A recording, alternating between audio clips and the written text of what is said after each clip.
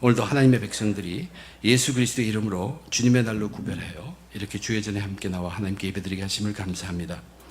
이 시간 하나님께서 주장하셔서 말씀이 온전히 역사하도록 인도하여 주시옵소서. 부족한 자 지켜주시고 하나님의 뜻만이 온전히 전해지도록 도와주시옵소서. 하나님 앞에 겸손함으로 함께 드린 이 귀한 예배의 은혜로 충만케 해 주시옵소서. 예수님의 이름으로 기도드립니다. 아멘.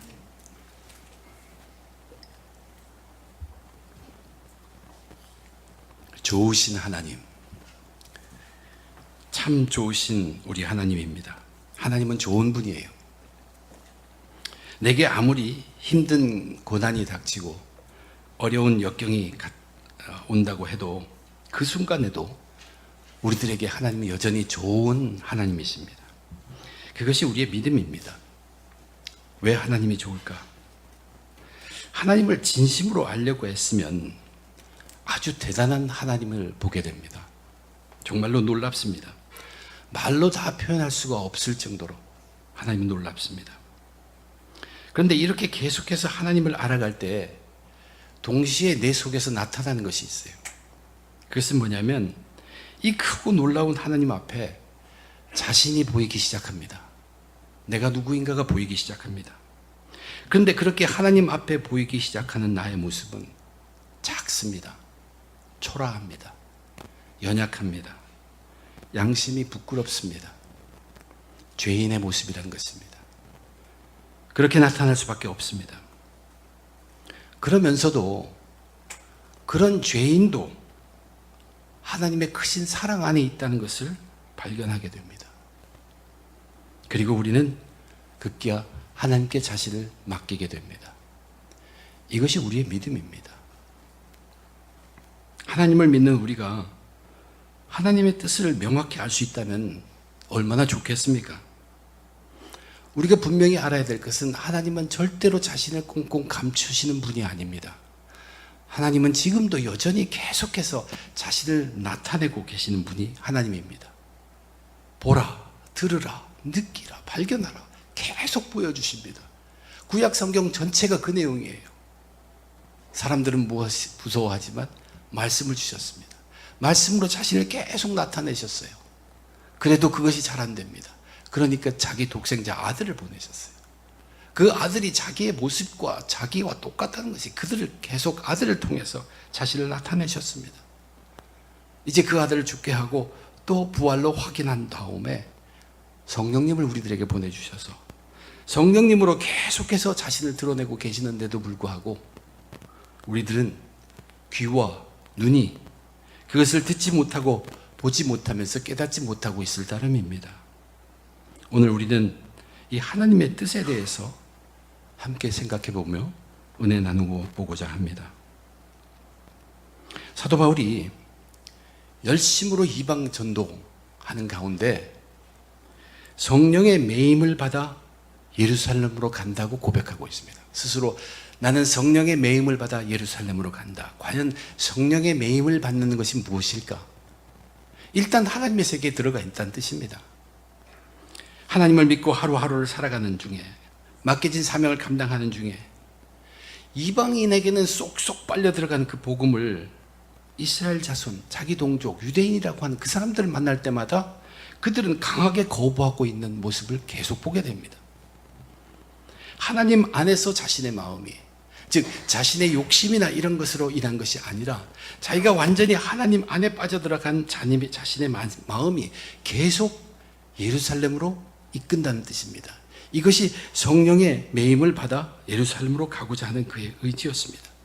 그것은 무엇 때문입니까? 자기 동족 유대인들의 영혼 구원을 위하여입니다. 이렇게 성령의 매임을 받은 것입니다. 그렇지만 거기 도착하면 무슨 일이 어떻게 일어날지는 도저히 알 길이 없습니다. 알지 못합니다. 단지 아는 것은 쉽지 않을 것이라는 것이에요. 이미 경험을 했습니다. 결박을 당할 수도 있고 환난을 당할 수 있다는 것, 그것은 알고 있습니다. 그러나 예수님으로부터 받은 사명을 되살릴 때 비록 그러할지라도 자기는 예루살렘에 가서 복음을 증거하는 일에 목숨까지 걸 각오가 생긴 것이에요. 그렇게 해서 예루살렘 오기는 왔습니다. 불과 일주일, 며칠 지내지 않았어요. 그렇게 지냈는데 바울이 겪은 현실은 뭐냐면 그동안의 현실이 자기가 염려했던 대로 문매를 맞았고 결박을 당했고 갇히는 신세가 되었습니다.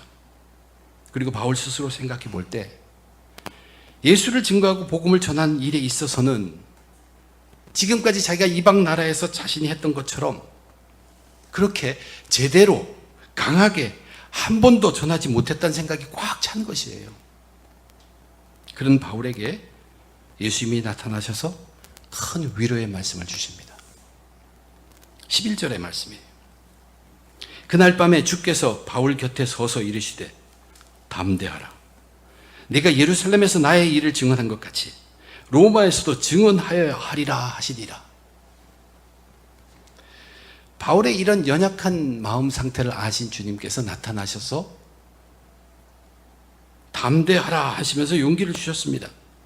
그리고 지금까지 예루살렘에서 했던 그 일을 인정하시고 칭찬하신 것입니다.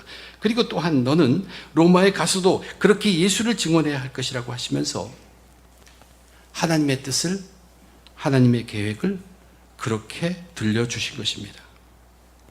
근데 바로 그 다음에 누가가 기록하고 있는 현실의 모습 무엇입니까? 현실은 무엇입니까? 바로 기록하고 있는 것이 뭐냐면 바울을 암살하려는 계획 음모입니다. 40여 명의 유대교에 헌신한 종교적인 사람들, 그들이 대제사장들과 장로들에게 찾아가서 고하기를, 공회에 가서 좀 더 바울을 우리는 조사하고 싶다고 하면서 천부장에게서부터 바울을 꺼내기만 하라. 바울을 꺼내기만 하면 우리가 알아서 반드시 죽이겠다. 그러한 계략을 세운 것입니다. 이 계획이 성공하면 바울은 로마에 가기 전에 거기서 죽습니다.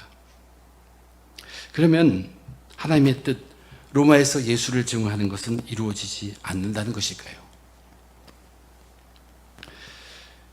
상황 속으로 보면 하나님의 계획이 내게 닥친 것과 닥쳐진 현실이 완전히 동떨어진 것처럼 보입니다. 현실과는 너무 거리가 먼 것처럼 보이는 것이에요. 오늘날 우리 믿음의 사람들이라고 하면서 하나님을 믿고 살죠. 하나님 세계의 놀라운 풍성한 약속을 붙들고 살아갑니다. 말씀 속에서 계속 그 약속을 붙들고 살아요. 그러나 그런 가운데 우리들 앞에 펼쳐지는 현상, 실제의 모습은 많은 경우에 너무 동떨어진 것 같다고 느끼는 데가 많습니다.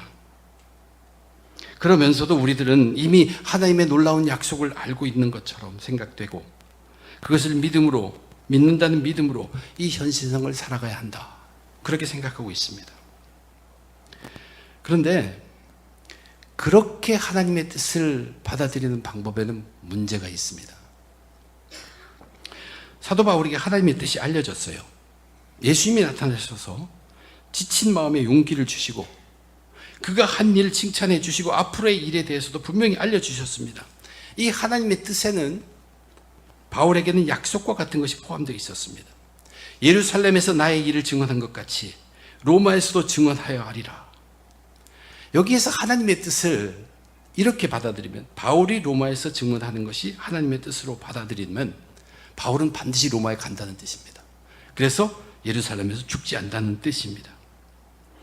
그러나 이 약속을 하나님 중심으로 다시 한번 새겨볼 필요가 있습니다. 하나님께서 늘 지내온 것과 같이 그분이 가장 관심 쏟고 있는 것을 생각하며 이것을 받아들이면 이렇게 우리는 받아들일 수 있습니다. 예루살렘에서 나의 일을 증언한 것 같이 로마에서도 증언하여 하리라. 예루살렘에서 나의 일을 증언한 것 같이 너의 예루살렘에서의 증언으로 시들은 영혼들을 꿈틀꿈틀거리게 흔들어 놓은 것처럼 로마에서도 증언하여 하리라. 네가 로마에서 나를 증언하여 거기에 잠자고 죽어있는 영혼들을 깨우고 살려라 한다는 뜻입니다. 만약 그렇게 받아들여지면 하나님의 뜻은 무엇입니까? 누가 가든지 사람들의 영혼을 살리는 것입니다. 죽어가는 사람들의 영혼을 깨우치고 살리는 것, 그것이 하나님의 뜻으로 받아들여지게 되어 있다는 얘기입니다. 당연히. 그렇다면 바울은 살아야 합니다. 지금 죽으면 안 됩니다.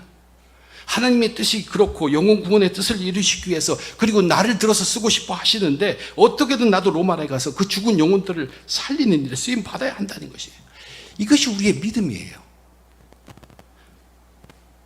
우리에게 들려진 계획과 닥쳐진 현실이 동떨어진 것, 이것이 별개의 것이 아니라 이 내게 앞에 다가온 그 현실을 보면서 하나님의 계획을 알고 있기 때문에 하나님의 계획을 이뤄드리기 위해서는 이 현실을 나는 극복해야 한다는 얘기예요. 그러므로 하나님이 들려주신 그 뜻, 그 계획, 나에게 하신 약속, 이것들이 전부가 내게는 힘이 되는 거예요. 이게 믿는 자의 능력이고 부활의 능력이라는 것입니다. 이 능력으로 지금 자기에게 닥친 암살의 계획 어떻게든 넘어가야 합니다. 하나님의 약속은 우리 사람 중심으로 받기 전에 먼저 하나님을 중심으로 하나님의 관심사에 우리의 마음을 듣고 받아들여야 합니다. 그러면 우리는 자연히 부지런한 사람이 될 수밖에 없어요. 하나님의 뜻을 이루시는 일에 내가 동참하고 싶은 거예요. 쓰임 받고 싶은 것이에요. 일이 없는 것이 아니에요.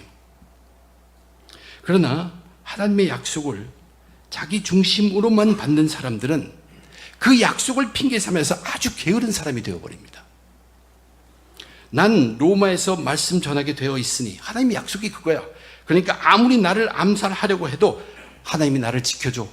괜찮아. 조카에게 걱정 마. 하나님이 어젯밤에 나가서 나는 안 죽는다고 얘기했어. 난 로마에 간다고 했어. 이것은 뭐냐면 맹신입니다. 목적 없이 믿는 거지. 맹신이에요. 그러면 그 40명 그들도 맹신으로 달려드는 사람들입니다. 맹신으로 달려든 그들에게 이 맹신을 갖고 있는 바울은 죽을 수밖에 없습니다. 그런데 세상은 또 그런 사람을 믿음의 사람이라고 해요. 뻔히 죽을 줄 아는데 하나님이 약속했어. 봐 어떻게 되나 봐 하면서 버티는 사람, 믿음이 있다고. 믿음이 아닙니다. 믿음의 사람은 하나님께서 내게 약속을 주시는 데에는 분명히 하나님의 뜻이 거기 있다는 걸 아는 거예요.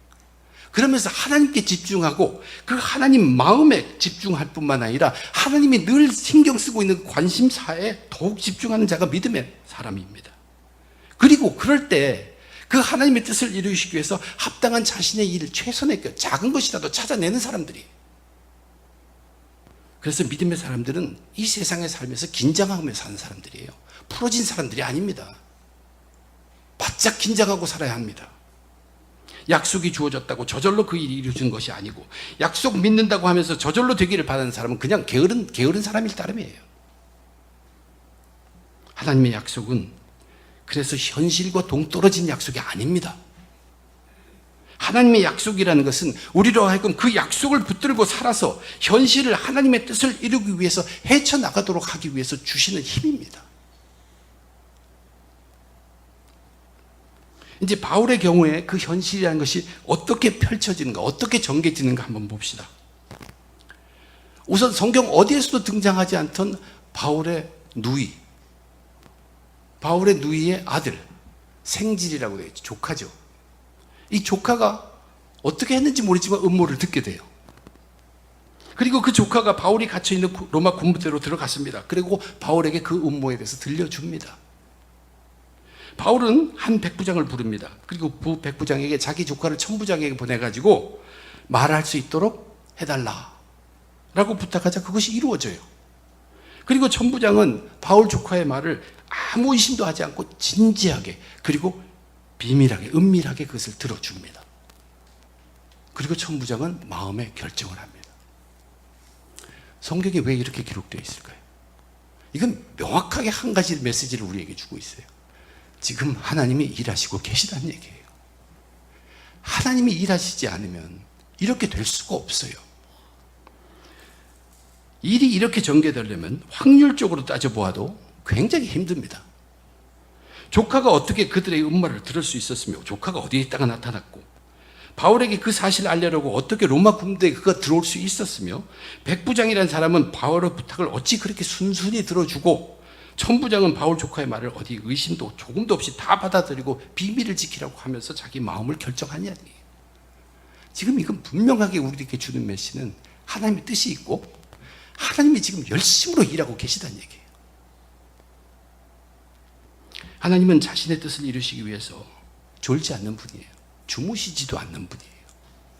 그분에게는 밤낮을 만드신 분이기 때문에 지금도 일하시고 계신다는 것이에요. 지금 하나님은 자신의 뜻을 이루시기 위한 한 과정을 열심히 이루시고 있습니다. 바울은 그 일에 지금 같이 동행하고 동역하고 있는 것입니다. 같은 영으로. 만약 바울이 하나님의 약속은 나 안 죽는다 하고 팔짱 끼고 가만히 있으면 하나님은 다른 사람을 쓰든 다른 방법을 하든 아니면 그를 깨우치든 하나님의 뜻은 이루십니다. 하나님은 부지런합니다. 정말로 쉬지 없고 섬세하게 일을 하신다는 얘기예요. 하나님의 뜻은 무엇이었습니까? 영혼을 살리는 것이에요. 그런데 바울은 하나님의 뜻이 영혼을 살리는 것, 그것을 발견하는 순간 바울은 가슴이 뜁니다. 그리고 하나님께서 자기에게 내가 너를 쓰고 싶어 한다는 그것이 얼마나 벅찹니까? 얼마나 욕망스러운 일입니까? 능히 그 일에 자기는 꼭 해야겠다는 얘기예요. 여기서 지금 현실이 이러는 거, 나는 무슨 수를 써서라도 나는 나갈 것이야. 하나님은 실제로 열심히 활동하십니다. 자신의 뜻을 이루시기 위해서 전지전능한 하나님이 움직이셔서 그 뜻을 이루십니다. 한치도 빈틈없이 섬세하게 일을 하십니다. 쉬지 않고 일하십니다. 하나님의 영을 가진 자들과는 아주 쉽게 동역을 하신다는 얘기예요. 영이 같기 때문에 믿지 않는 사람들도 하나님은 능히 움직일 수도 있습니다. 그래서 기적을 일으키는 것입니다. 사실 우리 주위에 평범하게 일어난 일 속에도 또는 당연하게 일어날 수밖에 없는 일 속에도 우리는 하나님의 손길이 그렇게 있다는 것을 믿는 사람이고 인정한 사람이고 그것을 믿고 있는 믿음의 사람들입니다. 그래서 우리는 하나님의 뜻을 이루시기 위해서 우리가 최선을 다 열심히 하면서도 우리의 공적을 주장하지 않습니다. 하나님이 하셨기 때문에. 그래서 우리들은 겸손할 수밖에 없습니다. 하나님의 영광을 위해 쓰임 받은 것, 그것 자체에 우리는 감사할 따름입니다. 하나님의 뜻은 보여졌어요. 그러니까 하나님이 열심히 일합니다. 이제 이 하나님의 일하심의 결과, 하나님의 뜻이 어떻게 이루어지는가, 그것을 나머지 부분에서 기록해 놓고 있습니다. 우선 결론적으로 보면 바울은 드디어 예루살렘을 떠납니다. 예루살렘을 떠나서 가이사랴로 가는데 그 가이사랴는 팔레스타인 내에 있는 로마의 영토 같습니다. 그러므로 거기서부터 로마로 가게 되는 것이, 예루살렘에서 가이사랴로 움직인 이 자체가 로마로 가는 첫 발을 디딘 것이라는 얘기예요. 하나님의 뜻이 이루어지는 첫 스텝을 걸은 것입니다. 예수님의 밤중에 들려준 하나님의 뜻, 로마에서도 증언하여야 하리라, 그 뜻이 이루어지도록 시작하는 첫 디딤입니다. 첫 단계란 얘기. 다시는 예루살렘으로 돌아오지 않습니다. 가이사랴에서 로마로 가게 된 바울입니다. 그런데 이 일에 천부장은 아주 큰 역할을 감당합니다. 천부장이 마음을 정해요. 왜 유대인들이 바울을 그토록 미워하는지 알아내려고 무진에 애써왔잖아요. 지금 지난주에 우리 계속 그것을 보아왔습니다. 유대 공회에서도 그 이유를 밝히지 못했습니다. 오히려 음모를 꾸며서 바울을 살해하려는 것을 알고서, 마침 바울이 로마 시민이라는 것을 알잖아요. 그래서 이제 로마 총독 앞에 세워서 이 사실을 밝히고자 한 것입니다. 그래서 바울을 밤중에 몰래 꺼냅니다. 밤 3시, 그러니까 저녁 우리로 말하면 9시경에 470명의 군인을 준비해가지고 바울도 동물 짐승에 태워가지고 빼내는 것이에요. 예루살렘에 빼내서 가이사랴 쪽으로 이동시켰습니다. 하나님의 뜻을 이루는 첫 과정이 시작된 것입니다. 로마로 향하는 첫 디딤입니다. 그런데 더 중요한 것은 이 천부장이 총독에게 편지와 함께 보낸다는 얘기예요. 이 편지는 굉장히 엄청나게 중요한 의미를 거기에 담고 있습니다. 왜냐하면 이 편지는 로마 정부의 기독교에 대한 의견이 담긴 가장 첫 번째 공식적인 문서라는 사실이에요. 거기에서 이렇게 말합니다. 27절. 이 사람이, 즉 사도 바울을 얘기하죠. 이 사람이 유대인들에게 잡혀 죽게 된 것을 내가 로마 사람인 줄 들어 알고 군대를 거느리고 가서 구원하여다가, 사실 이것은 우리가 알고 있는 사실은 아니죠. 이 사람은 로마 시민이라는 것, 바울이 로마 시민이라는 건 나중에 알게 됩니다. 그렇지만 그렇게 틀린 말은 아닙니다. 28절. 유대인들이 무슨 일로 그를 고발하는지 알고자 하여 그들의 공회로 데리고 내려갔더니, 29절입니다. 고발하는 것이 그들의 율법 문제에 관한 것뿐이요 한 가지도 죽이거나 결박할 사유가 없음을 발견하였나이다. 비록 이것은 한 천부장의 의견이지만 이것은 기독교에 대한 로마 정부의 공식적 입장을 가장 처음 문서화한 것입니다. 로마가 전 세계에 영향력을 끼치고 있던 그 시대에 유대교가 핍박하고 있는 기독교에 대해서 로마 정부의 공식적인 첫 입장을 밝힌 것으로, 기독교가 유대교로부터 고발을 당할 만큼 문제 있는 종교가 아니라는 사실을 밝힌 것이에요. 이 편지 내용 전체를 고려해 보면요, 오히려 바울을 이유 없이 고발하는 그 유대교가 문제가 있으면 있었지, 바울이 주장하는 기독교는 로마 정부나 사람들에게 해를 끼칠 만한 종교가 아니라는 것을 알려주는 내용이에요. 이것은 하나님의 뜻을 이루는데 엄청난 역할을 합니다. 땅끝까지 예수 증인들이 퍼져나가는 하나님의 뜻을 이루는데 정말로 큰 도움의 역할을 해냈다는 것입니다. 하나님의 뜻은 어떻게든 이루어집니다. 하나님의 뜻은 지금도 쉬지 않고 계속 이루어지고 있습니다. 아무리 악한 것들이라고 해도 그 하나님의 뜻을 무너뜨리지 못합니다. 하나님의 뜻을 변개, 즉 바꾸지도 못한다는 뜻입니다. 그만큼 하나님의 뜻은 분명히 있고 반드시 이루어진다는 얘기예요. 하나님은 자신의 뜻을 보이셨습니다. 지금도 우리들에게 어떻게 보여주십니까? 여러분, 하나님의 뜻, 하나님의 약속을 우리가 어떻게 합니까? 말씀을 통해서, 성령을 통해서 하나님의 뜻은 우리들에게 알려지게 되어 있습니다. 알려지고 있습니다. 그리고 하나님은 지금도 열심히 일하시고 계십니다. 하나님이 일하시는 방법이 뭡니까? 말씀과 성령을 통해서 일하시고 있죠. 사도행전을 통해서 우리는 분명하게 그것을 증거하고 있습니다. 또한 그 하나님의 뜻은 지금도 쉬지 않고 계속해서 이루어지고 있습니다. 계속 진행형입니다. 그러면 그러한 주님의 땅이 이 땅에서 이루어지기를 바라는 우리들, 하나님의 뜻을 이루기 위해서 우리들이 계속 해야 할 씨름이 무엇입니까? 계속 해야 할, 감당해야 될 씨름이 있다는 얘기예요.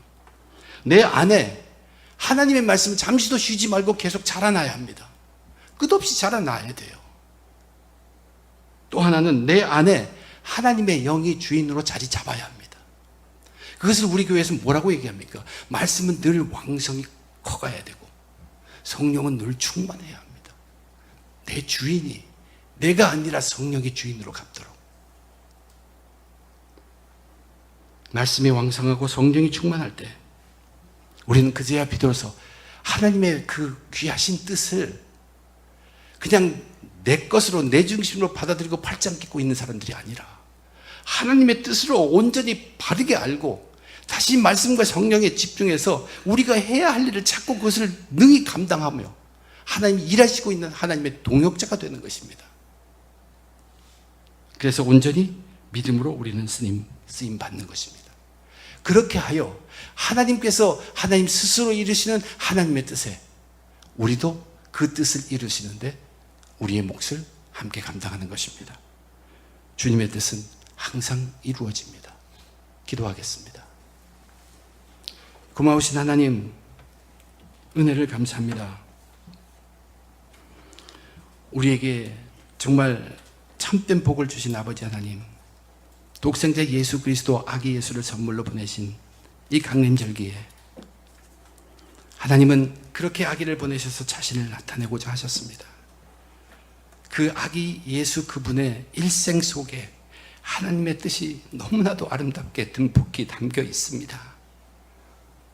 하나님이 주신 말씀과 하나님의 영을 붙드는 간절한 기도로 주님, 하나님의 입장에서 주신 그 계획들 밝히 알 수 있도록 저희를 깨우쳐 주시옵소서. 귀를 뚫어 주시고 눈을 열어 주셔서 하나님의 뜻을 알게 하시며 또한 말씀과 성령으로 하나님이 열심히 일하고 있는 거기에 우리도 함께 주님의 영광을 위해서 우리의 모든 것, 우리의 일부라도 쓸 수 있도록 그 영광, 그 감사함이 넘치도록 주님 축복해 주시옵소서. 우리의 삶의 고백의 모든 간증이 하나님의 뜻이 이루어진다는 그 확신, 그 믿음 갖고 주님 만날 때까지 전진한 주의 백성들 다 되게 축복해 주시옵소서. 이 모든 것 감사하며 우리 주님 예수님의 이름으로 간절히 기도드립니다.